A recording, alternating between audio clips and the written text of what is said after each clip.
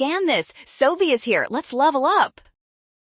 For part A, because the block is released from rest and has constant downward acceleration, use the kinematic relation d equals 1/2 at squared, where vertical distance the block falls and t is the time of fall. Solving for the acceleration gives a equals 2d over t squared.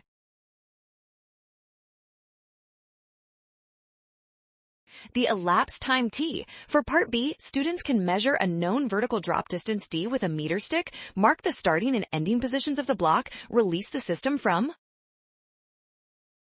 rest, and use a stopwatch to measure the time t for the block to travel that distance. They should repeat the trial several times for the same distance and average the measured.